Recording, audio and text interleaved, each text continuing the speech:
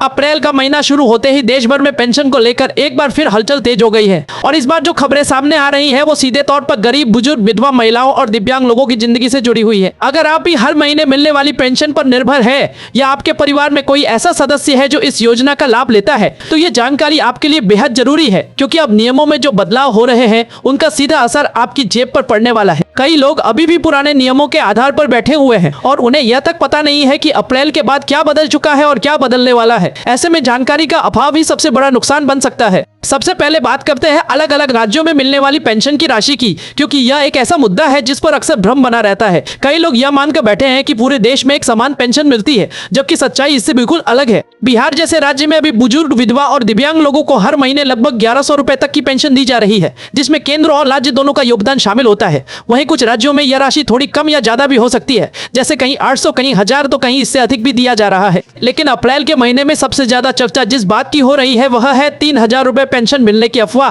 जिसने लोगों के बीच उम्मीद भी जगाई है और भ्रम भी फैलाया है। आपने भी जरूर कहीं ना कहीं सुना होगा कि अब सभी को 3000 रुपए पेंशन मिलने वाली है, लेकिन यहाँ आपको सच्चाई समझना बहुत जरूरी है। यह बात पूरी तरह से सही नहीं है कि हर पेंशनधारी को अचानक से 3000 रुपए मिलने लगेंगे। दरअसल यह राशि कुछ खास योजनाओं या विशेष श्रेणी के लाभार्थियों के लिए हो सकती है या फिर भविष्य की किसी प्रस्तावित योजना का हिस्सा हो सकती है, लेकिन अभी तक ऐसा कोई सार्वभौमिक नियम लागू नहीं हुआ है जिससे हर व्यक्ति को 3000 रुपए मिलने लगे। ऐसे में अगर कोई आपसे यह कह रहा है कि तुरंत जाकर फॉर्म भरवा लो और 3000 रुपए पक्के हो जाएंगे तो आपको सावधान रहने की जरूरत है, क्योंकि यह अफवाह आपके साथ धोखा भी करवा सकती है। अब बात करते हैं केवाईसी की, जो इस समय सबसे ज्यादा जरूरी बन चुकी है। सरकार ने साफ कर दिया है कि जिन लोगों ने अपनी केवाईसी पूरी नहीं करवाई है उनकी पेंशन कभी भी रोकी जा सकती है। इसका मतलब यह है कि अगर आपने अभी तक आधार, मोबाइल नंबर और बैंक खाते को अपडेट नहीं किया है तो आपको आने वाले समय में भुगतान रुकने का सामना करना पड़ सकता है। केवाईसी का फायदा यह है कि इससे आपकी पहचान सत्यापित होती है और फर्जी लाभार्थियों को हटाने में मदद मिलती है, जिससे असली जरूरतमंद लोगों तक पैसा पहुंच सके।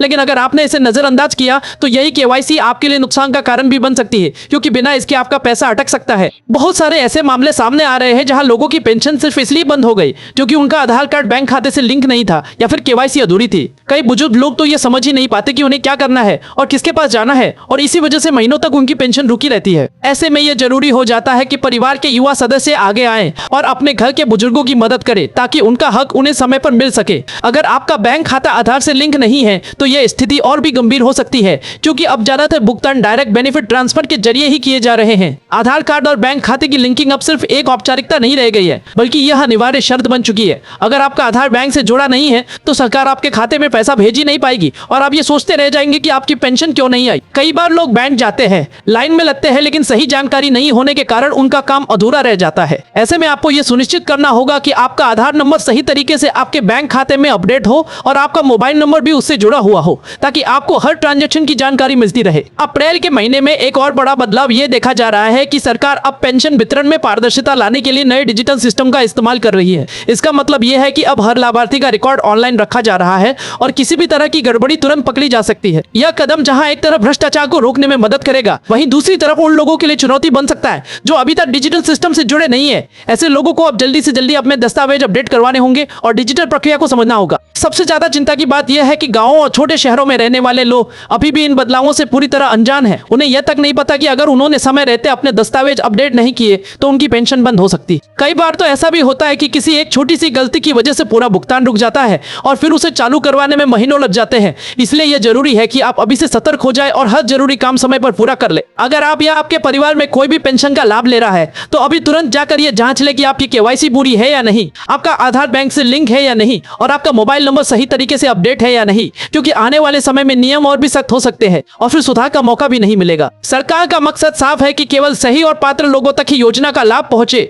और इसके लिए हर तरह की जांच को जरूरी बनाया जा रहा है। और अंत में सबसे जरूरी बात, अगर आपको अभी तक आपकी पेंशन नहीं मिल रही है या बीच में बंद हो गई है तो चुप बैठने की गलती बिल्कुल मत कीजिए। तुरंत अपने नजदीकी बैंक, पंचायत कार्यालय या संबंधित विभाग में संपर्क करें और अपनी समस्या को सामने रखें। कई बार सिर्फ एक छोटा सा अपडेट ही आपके रुके हुए पैसे को वापस चालू कर सकता है। अगर आप आज जागरूक नहीं होंगे तो कल आपको इसका खामियाजा भुगतना पड़ सकता है। अगर आपको यह जानकारी थोड़ी भी काम की लगी है और आप चाहते हैं कि हर जरूरतमंद तक ये बात पहुंचे तो इसे आगे जरूर शेयर करें। और अगर आपको अभी तक पेंशन नहीं मिल रही है या कोई दिक्कत आ रही है तो कमेंट करके जरूर बताएं ताकि आपकी मदद की जा सके और आपकी आवाज सही जगह तक पहुंचाई जा सके। अप्रैल से ही कई राज्यों में पेंशन पेंशन व्यवस्था के अंदर जो अंदरूनी बदलाव किए गए हैं उन्होंने बहुत सारे लाभार्थियों को सीधे प्रभावित करना शुरू कर दिया है। लेकिन बड़ी बात यह है कि इन बदलावों की जानकारी अभी तक हर व्यक्ति तक नहीं पहुंच पाई है। इस समय सबसे ज्यादा ध्यान जिस चीज पर दिया जा रहा है वो है लाभार्थियों की नई सूची तैयार करना, जिसमें पुराने नामों की जांच दोबारा की जा रही है और जो लोग पात्र नहीं पाए जा रहे हैं उन्हें धीरे धीरे सूची से हटाया जा रहा है। इसका सीधा असर ये हो रहा है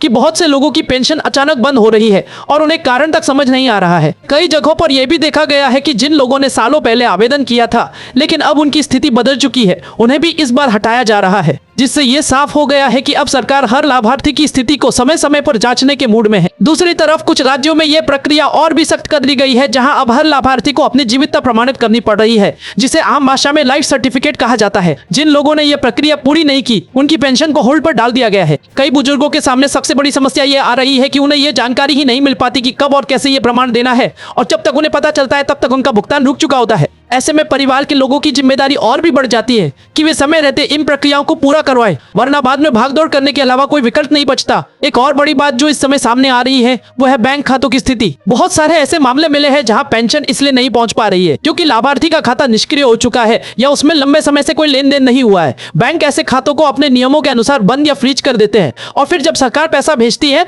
तो वो वापस लौट जाता है। इससे लाभार्थी को यह लगता है कि सरकार ने पैसा भेजा ही नहीं, जबकि असल में समस्या बैंक खाते में होती है। इसलिए यह बेहद जरूरी हो गया है कि समय समय पर अपने खाते को सक्रिय रखे और उसमें छोटी मोटी ट्रांजैक्शन करते रहे। इसके साथ ही अब एक नया ट्रेंड देखने को मिल रहा है जहां पेंशन को मोबाइल आधारित सिस्टम से जोड़ने की कोशिश की जा रही है। इसका मतलब यह है कि भविष्य में आपको हर अपडेट, हर भुगतान की जानकारी सीधे आपके मोबाइल पर मिलने लगेगी। लेकिन जिन लोगों का मोबाइल नंबर अपडेट नहीं है या जो स्मार्टफोन का इस्तेमाल नहीं करते, उनके लिए यह एक नई चुनौती बन सकती है। कई बुजुर्ग ऐसे हैं जिन्हें यह तक नहीं पता कि उनका मोबाइल नंबर बैंक या आधार के साथ जुड़ा हुआ है या नहीं, और इसी वजह से वे कई महत्वपूर्ण सूचनाओं से वंचित रह जाते हैं। ग्रामीण इलाकों में एक और समस्या तेजी से बढ़ रही है और वो है बिचौलियों की सक्रियता। जैसे ही कोई नया नियम आता है या कोई बदलाव होता है, कुछ लोग इसका फायदा उठाकर गलत जानकारी फैलाने लगते हैं और गरीब लोगों से पैसे लेकर उनका काम करवाने का दावा करते हैं। खासकर पेंशन से जुड़े मामलों में ये ज्यादा देखने को मिल रहा है, जहां लोगों को यह कहकर डराया जा रहा है कि अगर उन्होंने तुरंत पैसे नहीं दिए तो उनकी पेंशन हमेशा के लिए बंद हो जाएगी। ऐसे में आपको सतर्क रहने की जरूरत है और किसी भी तरह की जानकारी को बिना जांचे परखे सही मानने की गलती नहीं करनी चाहिए। अब सरकार की तरफ से ये भी संकेत दिए जा रहे हैं कि आने वाले समय में पेंशन की राशि को लेकर एक बड़ा पुनर्विचार किया जा सकता है, जिसमें अलग अलग श्रेणियों के अनुसार भुगतान में बदलाव संभव है। इसका मतलब यह हो सकता है कि जिन लोगों की आर्थिक स्थिति बहुत ज्यादा कमजोर है उन्हें प्राथमिकता दी जाए और उनकी राशि में बढ़ोतरी की जाए, जबकि बाकी लोगों के लिए नियम थोड़े सख्त किए जा सकते हैं। हालांकि इस पर अभी अंतिम फैसला नहीं आया है, लेकिन जिस तरह की तैयारियां चल रही हैं उससे यह साफ है कि आने वाले समय में पेंशन व्यवस्था पहले से ज्यादा लक्ष्य आधारित होने वाली है। एक और जरूरी पहलू है दस्तावेजों की शुद्धता। बहुत सारे आवेदन ऐसे पाए गए हैं जिनमें नाम, जन्म तिथि या अन्य जानकारी में गलती है और इसी वजह से उनका सत्यापन पूरा नहीं हो पा रहा है। अब इन मामलों में सीधा भुगतान रोक दिया जा रहा है जब तक कि लाभार्थी अपनी जानकारी को सही नहीं करवा लेते। लेकिन समस्या यह है कि कई लोगों को यह पता ही नहीं चलता कि उनके दस्तावेज में क्या गलती है और वे बार बार बैंक या कार्यालय के चक्कर लगाते रहते हैं। इसलिए यह जरूरी है कि आप अपने सभी दस्तावेजों को एक बार ध्यान से जांच ले और अगर कोई गलती है तो उसे तुरंत ठीक करवाएं। सबसे महत्वपूर्ण बात यह है कि अब पेंशन सिर्फ एक सरकारी सुविधा नहीं रह गई है, बल्कि यह पूरी तरह से एक सिस्टम पर आधारित प्रक्रिया बन चुकी है, जिसमें हर कदम पर आपकी जानकारी, आपकी पहचान और आपकी पात्रता की जाँच की जा रही है। अगर आप इस सिस्टम के साथ खुद को अपडेट नहीं रखेंगे तो आपको बार बार समस्याओं का सामना करना पड़ेगा। इसलिए यह समय है जागरूक होने का और हर जरूरी कदम को समय रहते पूरा करने का, ताकि आपकी पेंशन बिना किसी रुकावट के आपके खाते में आती रहे। अगर आपके आसपास कोई भी ऐसा व्यक्ति है जिसकी पेंशन बंद हो गई है या उसे किसी तरह की दिक्कत आ रही है तो उसकी मदद जरूर करें और उसे सही जानकारी तक पहुंचाएं, क्योंकि कई बार छोटी सी जानकारी किसी के लिए बहुत बड़ी राहत बन सकती है। और अगर आप खुद किसी समस्या का सामना कर रहे हैं तो उसे छुपाने के बजाय सामने लाएं, ताकि उसका समाधान जल्दी से जल्दी हो सके और आपका हक आपको मिल सके।